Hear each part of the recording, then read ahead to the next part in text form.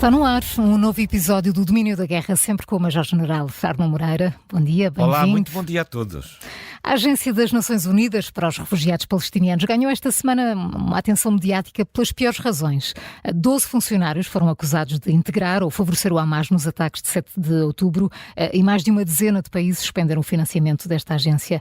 General, como é que isto se vai resolver e como é que fica também a imagem de outras agências de ajuda humanitária? Sim, é verdade. Bom, vamos começar pelo lado mais complexo. É que nós, neste momento, não temos alternativa a esta agência. Este é o problema central. Mas isso não significa que não tenhamos que ter um olhar bastante crítico sobre a forma como o sistema internacional construiu esta agência. Eu alinhei aqui um conjunto de reflexões sobre este assunto. A primeira reflexão tem a ver com a idade desta agência. Esta agência foi criada em 1949 para resolver o problema dos refugiados palestinianos. Entretanto, já houve milhões de guerras em todo o mundo que criaram milhões de refugiados por todo o lado. A grande maioria desses refugiados, entretanto, já foram integrados noutros sistemas. Alguns trataram da sua vida, outros foram as próprias sociedades que acabaram por os integrar na vida comum, mas nada disto parece ser possível ali. Esta agência está no terreno desde 1949 e continuamos com refugiados palestinianos, campos de refugiados e a comunidade internacional parece incapaz de resolver e a agência também. Isto é, nós também temos que ter um sentido crítico sobre qual é o sentido de ter uma agência das Nações Unidas incapaz de resolver este problema desde 1949. Bom, essa é a primeira questão que tem a ver com o tempo de atuação desta agência. Segunda reflexão. Esta agência foi crescendo.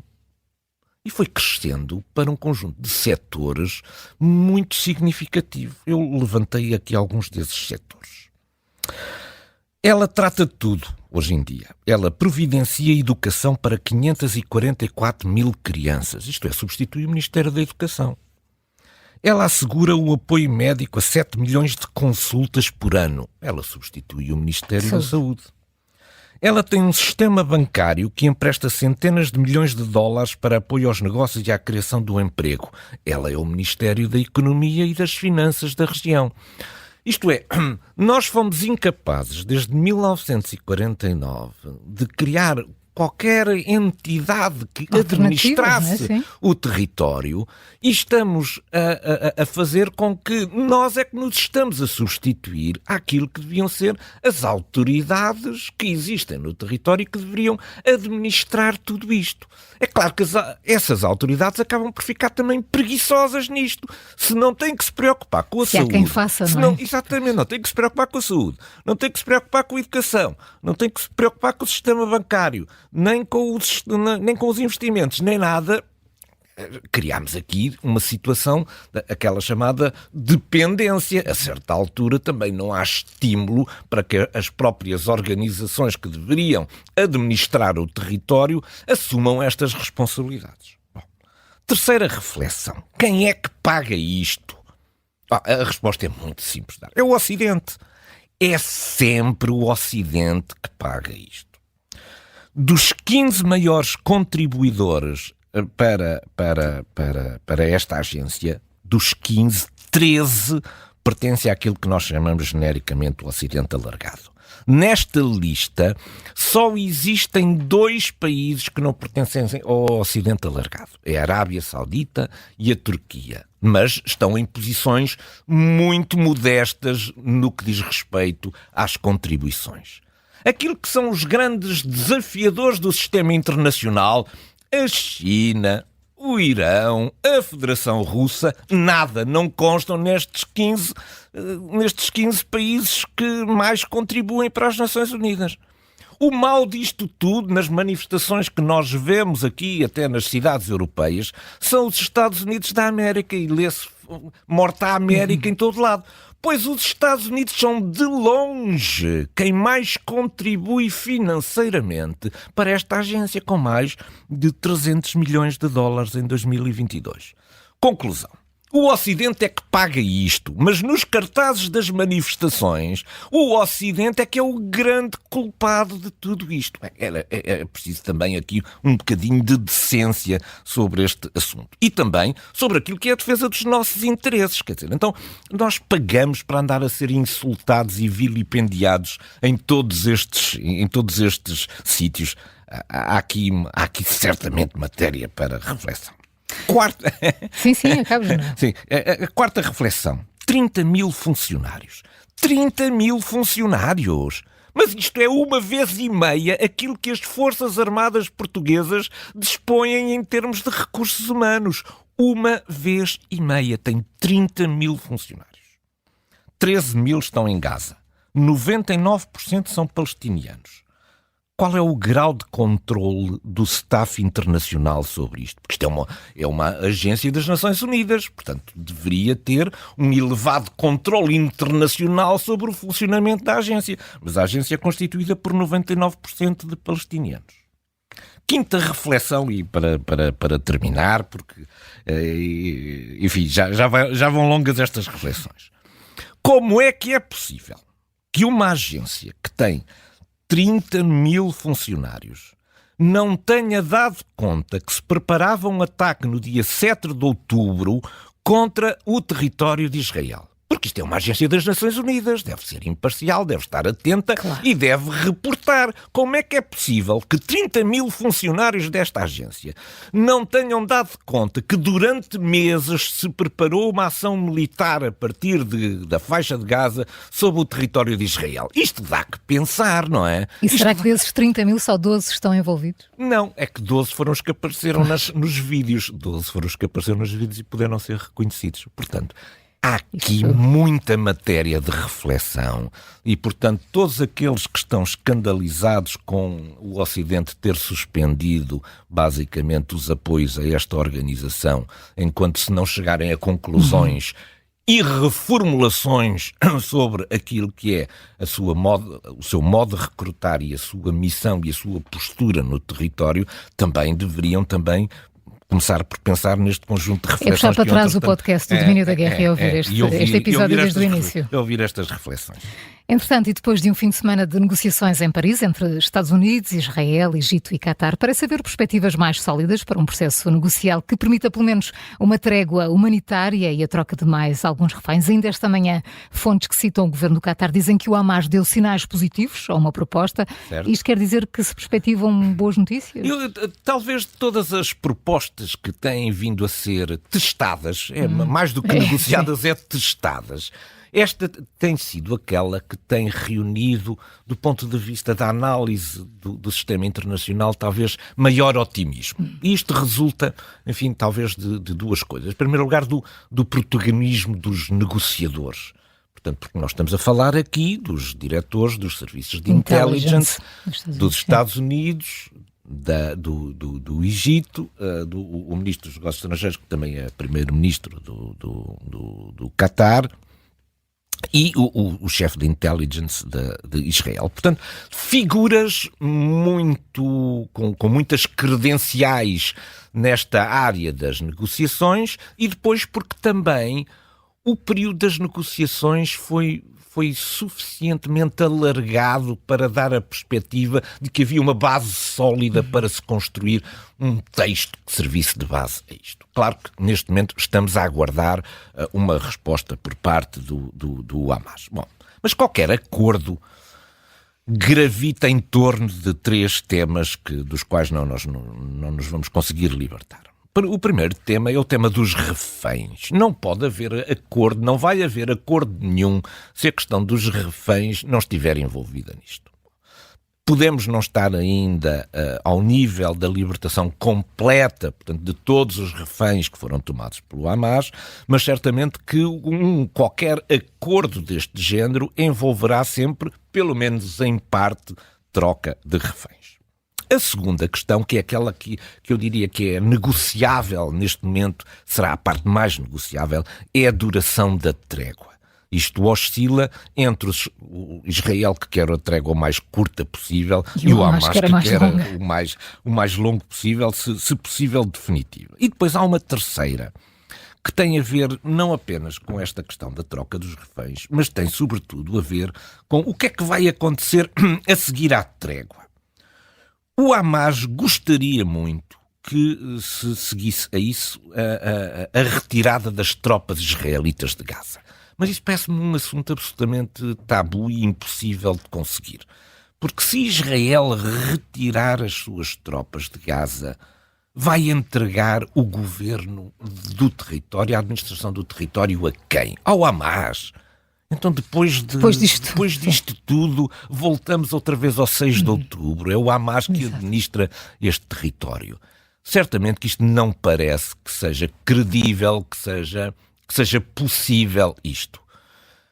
Israel pode retirar do território? Sim, a mim parece-me que a médio prazo Israel irá retirar do território, mas falo-á apenas na condição de entregar a administração do território a uma entidade que assegure a Israel que Israel está seguro. Isto é, essa entidade ainda está por definir, pode ser uma coligação internacional de forças, pode ser a autoridade palestiniana reformulada. Enfim, há aqui muita matéria ainda para discutir, mas não me parece que nesta fase seja possível obter um acordo em que esteja explicitamente previsto a retirada no final desta trégua das tropas israelitas do terreno.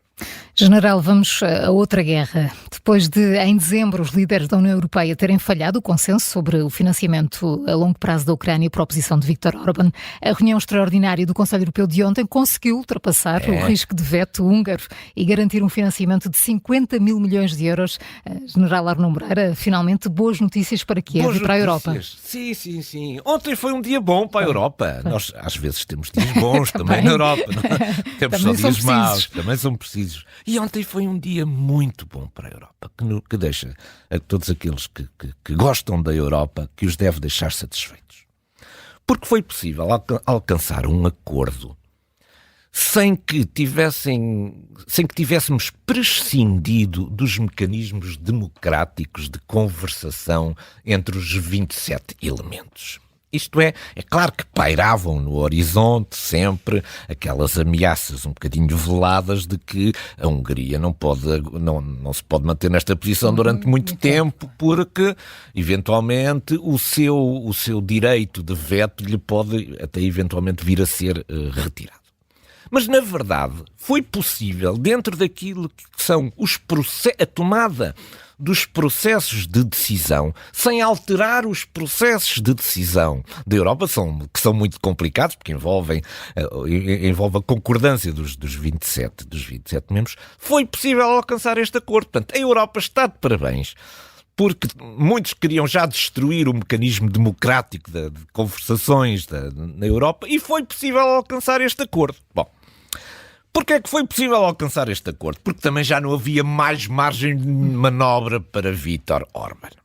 Viktor Orbán oscila aqui entre duas coisas. Entre um nacionalismo húngaro que olha sobretudo para as minorias húngaras e que veria com bons olhos o regresso destes territórios onde estão estas minorias húngaras outra vez à soberania da Hungria. Portanto, esse é o espírito que perdura desde o fim do Império Austro-Húngaro, e as vantagens de pertencer à Europa, com liberdade de circulação, mercado interno europeu, subsídios, fundos perdidos, etc. Tudo aquilo que é bom na Europa. E, portanto, a Hungria oscila entre estas duas coisas. Simplesmente já não havia espaço mais de manobra, de atraso de tudo isto. Porquê?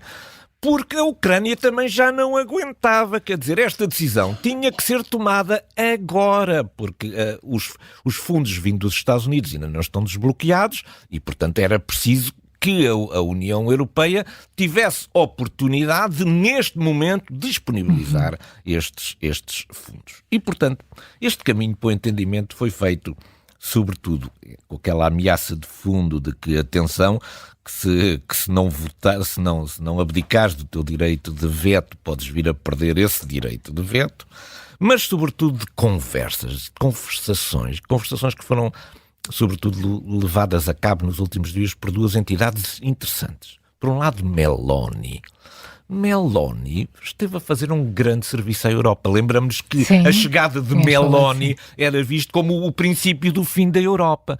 Pois Meloni foi quem esteve mais perto de Viktor Orbán no sentido de o convencer de que ele só tinha vantagens em não permanecer naquela posição inflexível de evitar-se o apoio à Ucrânia. Portanto, é muito interessante este desenvolvimento. Meloni acaba de integrar, ou integrou, pelo menos neste caso, um espírito europeu e trouxe Viktor Orbán para o entendimento geral. E depois também Macron. Macron também exerceu toda a sua influência, sobretudo aqui num aspecto que é novo. Macron começa a preocupar-se com a Europa de Leste, pelo menos na parte dos seus discursos. E vê que existe na Europa de Leste alguma desconfiança em relação àquilo que são os mecanismos europeus. E, portanto, Macron mostrou-se sensível a procurar acomodar dentro daquilo que são as políticas europeias também aquilo que são os anseios que hoje em dia existem nos países de leste e que têm que ser entendidos especificamente porque têm algumas especificidades que têm que ser levadas em conta. E, portanto, um bom dia para a Europa e também um grande dia para Kiev, porque certamente ficou aliviada com este acordo.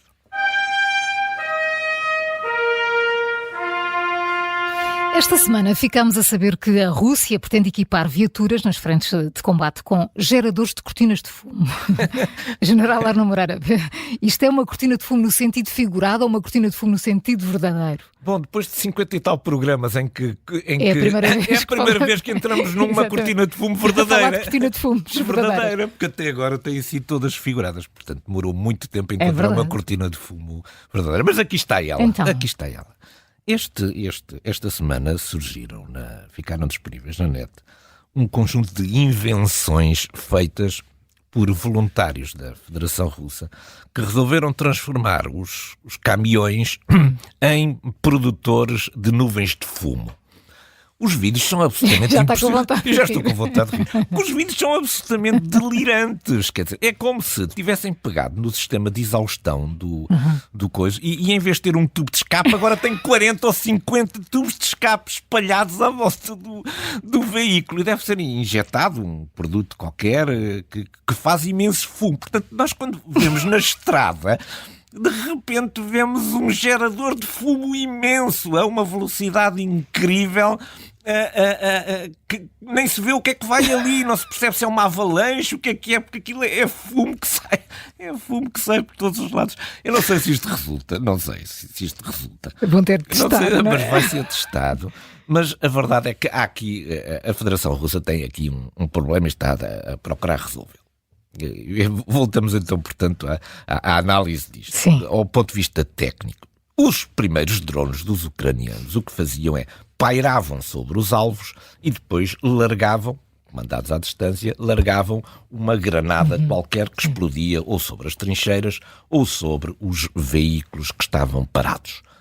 A Federação Russa reagiu a isto procurando meter tetos sobre as trincheiras, pelo menos no sítio onde estavam as pessoas, por um lado, e por outro lado, metendo uma espécie de umas grelhas por cima dos carros de combate para evitar que essas granadas entrassem diretamente dos carros de combate e explodissem no seu interior. Os ucranianos, perante isto, acharam que então o melhor é não termos estes drones que fazem estas funções, que obrigam a pairar sobre o coisa, mas ter drones suicidas que perseguem as viaturas. Nos troços mais complicados, a Federação Russa o que é que fez? Espalhou redes entre postes nas cidades e, portanto, os drones, quando voavam em direção, embatiam nessas redes. Mas em troços em campo aberto, onde não havia estes postes para lançar essas coisas, os veículos estavam muito desprotegidos. Nós temos imensos vídeos disponíveis sobre a eficácia destes sistemas. E, portanto, estes drones suicidas, os FPV, First Person View, são drones que perseguem, na verdade, alvos que estão em movimento. São particularmente eficazes contra todos aqueles movimentos logísticos destes caminhões. É por isso que agora vem esta tentativa de utilizar uma tecnologia muito antiga, que é a tecnologia das cortinas de fumo, para os proteger, dificultar que os operadores dos drones... Mas se calhar ainda vai chamar mais a atenção, não? Se for assim como diz. Sim, mas o que é que há um princípio da física que não há nada para fazer. É que os caminhões já na parte da frente não conseguem produzir fumo, não é? Porque estão em movimento. E, portanto, provavelmente os operadores de drones terão uma aproximação diferente a estes caminhões. Mas é impressionante, estes vídeos são verdadeiramente impressionantes. A quantidade de fumo que aquilo gera. Aquilo não passaria nas nossas inspeções técnicas. Certamente.